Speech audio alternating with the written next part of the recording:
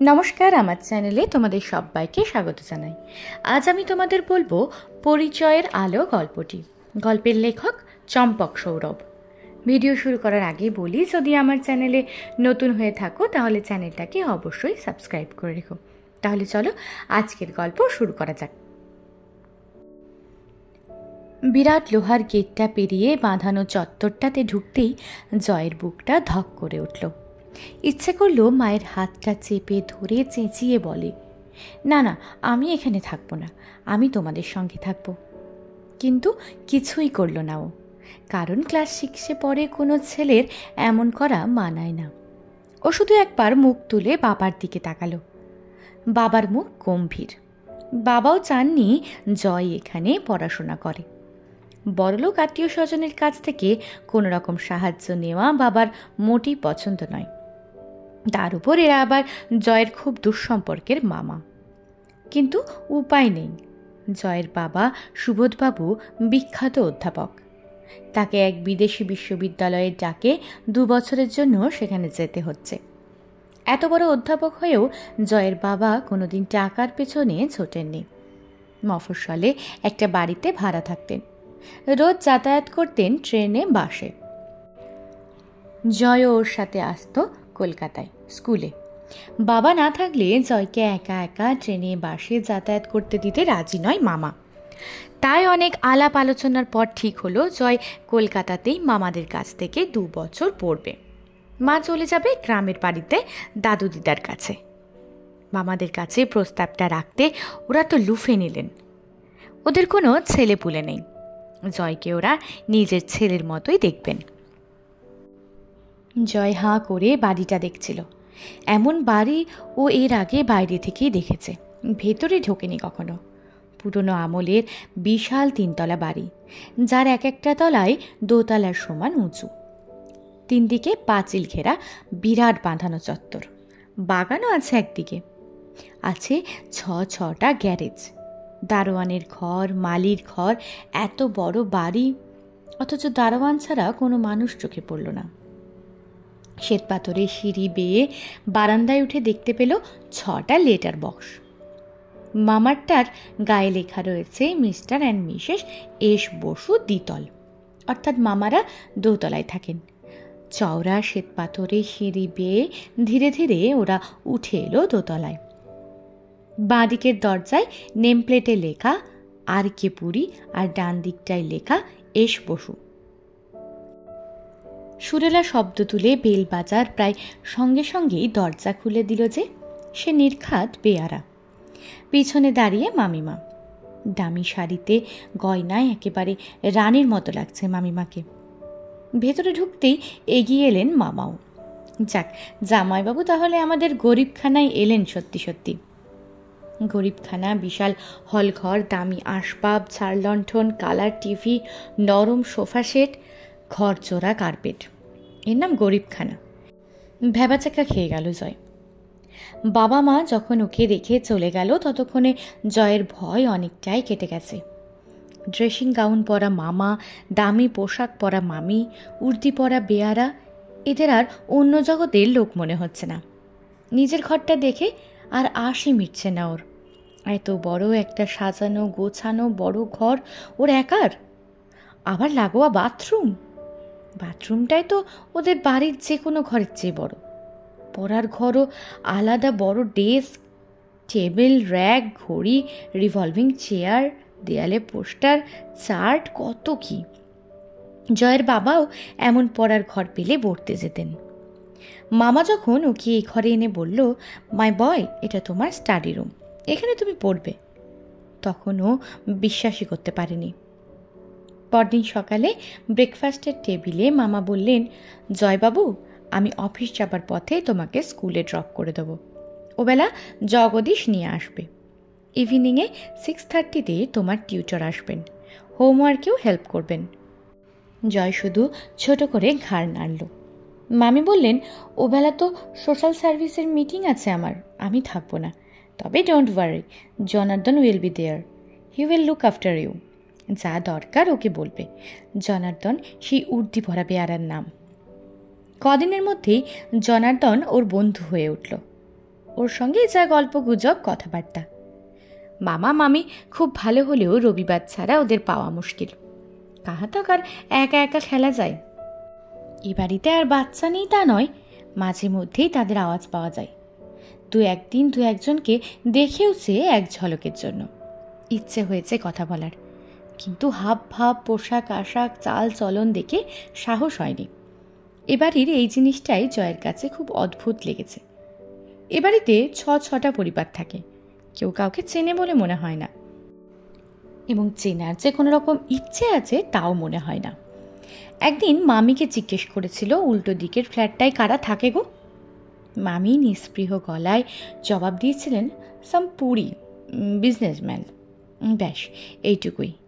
Letter box দেখে জয় জেনেছে একতলায় থাকেন মিস্টার সোমানি আর গুহ, দোতলায় মামারা আর পুরী, 3 তলায় মিস্টার গঞ্জালেস আর কাপরিয়া। বাচ্চাগুলো সম্ভবত ওই কাপরিয়াদের। আস্তে আস্তে ও বুঝতে শিখেছে যে এই পরস্পরের পরিচয় না রাখাটাও এক ধরনের কালচার, স্ট্যাটাস সিম্বল। ভাবখানা এমন, আমি বা কম কিসে, আমি কেন আগ বাড়িয়ে তোমার সাথে আলাপ করতে যাব? তাই এত সুখের মধ্যেও মাঝে মাঝে মনে হয় বাড়িটা আসলে কবরখানা। পাছে এখানকার বাসিন্দাদের শান্তিভগ্ন হয়, তাই কথা বলতে হয় আস্তে আস্তে, চলতে ফিরতে হয় নিঃশব্দে। দিন কাটে একইভাবে, কোনো বৈচিত্র্য নেই, শুধু জনার্দনের সঙ্গে গল্প করার সময়টুকু যা অন্যরকম।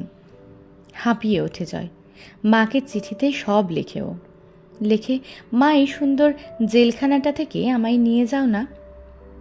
চিঠিটা লেখার দিন 10 মধ্যেই এ বাড়ির এক বাসিন্দার সঙ্গে আলাপ হলো জয়ের।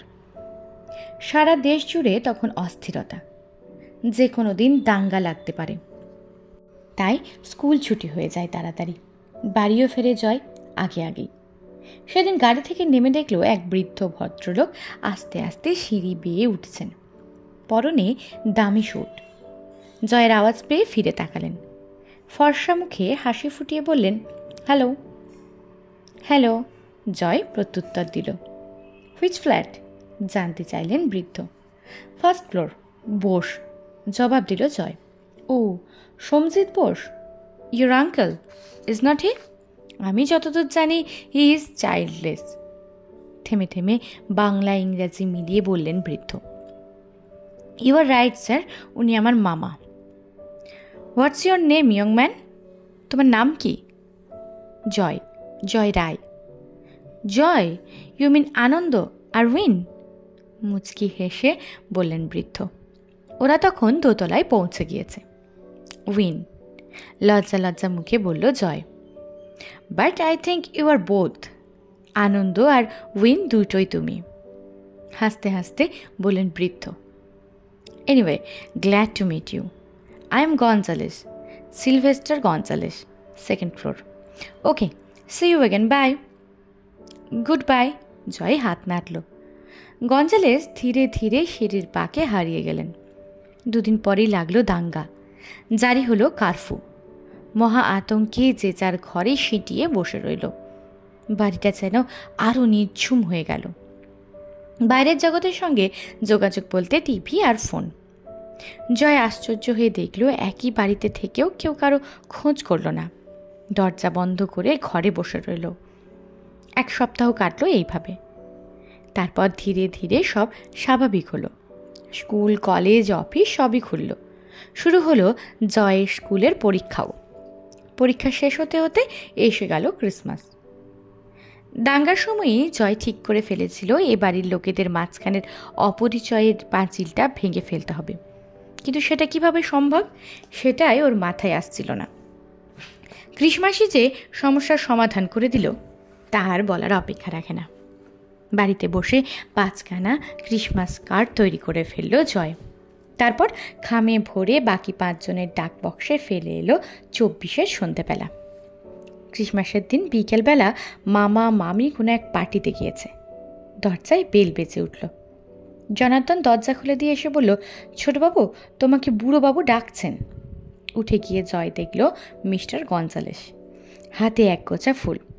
ওকে দেখেই বললেন, thank you for the lovely card, merry Christmas. ফুলগুলো বাড়িয়ে দিলেন ওর দিকে। জয় ফুলগুলো নিয়ে বলল, ভেতরে আসুন না, please come in. No, Gonzales মাথা নেড়ে বললেন, আজ আমি আসবো না, তুমি আসবে। Come to my flat young man, গল্প করব, ক্রিসমাস সেলিব্রেট করব। জনার্দনের দিকে ফিরে বললেন, তুমিও চলো। জনার্দন তাড়াতাড়ি মাথা নেড়ে বলে উঠল, না, সাহেবরা বাড়ি ফিরে ঘর খালি দেখলে রাগ করবেন, আপনি ছোটবাবুকে নিয়ে যান, আমি ডেকে নিয়ে আসব। জয় মিস্টার গঞ্জালেসের সঙ্গে তার ফ্ল্যাটে গেল। বৃদ্ধ একাই থাকেন, ঘর ভর্তি তার ছবিতে, oil painting, water colour, pastel. আপনি আর্টিস্ট? জয়ের সপ্রশংস প্রশ্ন। ইয়েস ইয়ং ম্যান, ছবি আঁকি, 2 পয়সা রোজগারও করি। হাসতে হাসতে বললেন গঞ্জালেস, তুমিও তো ভালো ছবি আঁকো, your card was lovely. Gonzalez cake, biscuit, toffee ভরা একটা বড় প্লেট ওর দিকে এগিয়ে দিয়ে বললেন, খাও। দুধ এত খাওয়া যায় নাকি? যাই, হেসে বললেন গঞ্জালেস, তোমাদের বয়সে ডবল খেতাম, নাও হাত লাগাও, বলে ওর প্লেট থেকে একটা বিস্কুট তুলে নিলেন। এরপরে আর ভাব হতে দেরি হলো না, নানা রকম গল্প হতে লাগলো। কথায় কথায় এই বাড়ির কথা উঠল। জয় বলল, আচ্ছা দাদু, এ বাড়ির সবাইকে এমন এড়িয়ে চলে কেন? আলাপ করা কি বারণ নাকি এখানে? না রে ভাই, আসলে এখানে সবাই রাজা, এগিয়ে গিয়ে আলাপ শুরু করতে গেলেই সকলেরই প্রেস্টিজে লাগে, স্ট্যাটাসে বাঁধে। মনে মনে সবাই হয়তো চায় পরস্পরের পরিচয় হোক, কিন্তু someone have to break the ice. আচ্ছা দাদু, আমরা এই কাজটা করতে পারি না? ওয়াই নট, লাফিয়ে উঠলেন গঞ্জালেস, দারুণ বলেছিস তো, ঠিক আমরাই করব কাজটা। এমন সময় বেল বেজে উঠল, দরজায় জনার্দন। চলো ছোটবাবু, সাহেবরা ফিরছেন। গঞ্জালেস বললেন, চলো আমিও যাব। জনার্দনকে বললেন, এই প্লেটটা নাও তো। প্লেট ভর্তি কেক, পেস্ট্রি, বিস্কুট। 3 জনে নেমে এলো ওদের ফ্ল্যাটে। গঞ্জালেসকে দেখে খানিকটা থতমত খেল জয়ের মামা মামি। গঞ্জালেস নিজেই পরিচয় করলেন, তারপর বললেন, দেখুন আমরা এ বাড়িতে এতদিন একসঙ্গে আছি, অথচ একজন অন্যজনকে চিনি না। It's a same. সেই লজ্জার থেকে আমাকে মুক্ত করলো এই জয়। আমাকে ও ক্রিসমাস কার্ড দিয়েছে, দাদু বলেছে, দেখুন দেখি আপনারা এত ভালো মানুষ, আমিও এমন কিছু মন্দ নই, অথচ এর আগে পরিচয়ই হয়নি। কি অদ্ভুত ব্যাপার, তাই না? মামা বলল, তাই বলুন, এসব জয়বাবুর কীর্তি। তাই বলি, এত বছর আছি, কোনো দিন তো অন্যান্য ফ্ল্যাট থেকে ক্রিসমাস কার্ড আসে না, আর আজ লেটার বক্সে দেখি 4 কার্ড। এখন বুঝছি এগুলো সব জয়বাবুর গ্রিটিংসের রিপ্লাই। কিছুক্ষণ গল্পগুজবের পর মিস্টার গঞ্জালেস বললেন, আমার মাথায় একটা প্ল্যান এসেছে। নিউ ইয়ারের দিন ইভিনিংয়ে আমরা বাড়ির সবাইকে ইনভাইট করি, তাহলে নিউ ইয়ার সেলিব্রেশনের সঙ্গে সঙ্গে অপরিচিতির বাঁধটাও ভেঙে যাবে। আমি 3টে ডিশ তৈরি করব, মামি প্রস্তাব দিল। তাহলে তো গ্র্যান্ড হবে। মামা বলে উঠল, হেনা যা রাঁধে না। কেক কিন্তু আমি বেক করব, গঞ্জালেস বললেন। আজকের কেকটাও আমার বানানো। রিয়েলি? মামা তো চমৎকৃত, আমি তো ভেবেছিলাম ক্যাথলিন কিংবা নাহুম। সময় মতো প্রত্যেকের লেটার বক্সে নিমন্ত্রণপত্র পৌঁছে গেল। 1 জানুয়ারির দিন 5টা বাজতে না বাজতেই জয়ের মামাদের ফ্ল্যাট সরগরম। সবাই হাসি মুখে ঘুরছে, গল্প করছে। কে বলবে গতকাল পর্যন্ত এরা সব পরস্পরের কাছে ছিল প্রায় অপরিচিত। All credit goes to Joy. Gonzales বলছিলেন, এতদিন এ বাড়িতে ঘিরে থাকতো একটা থমথমে অন্ধকার, আজ সেই অন্ধকারকে দূর করে ও এনে দিয়েছে আলো, পরিচয়ের আলো। জয় তখন কাপড়িয়াদের 2 ছেলে রাজু আর রবির সঙ্গে গল্পে মত্ত, পুরীর ছোট্ট একটা মেয়ে ওর কোলে। 2 দিন আগেই ও মাকে লিখে দিয়েছে, এ বাড়ির সবাই খুব ভালো, এখানে খুব ভালো আছি আমি। আজকের গল্পটা এই পর্যন্তই ছিল। গল্পটা ভালো লাগলে ভিডিওটা একটা লাইক করে দিও, বন্ধুদের সাথে গল্পটা শেয়ার করতে ভুলো না। দেখা হবে পরবর্তী ভিডিওয়। আজকের জন্য টাটা।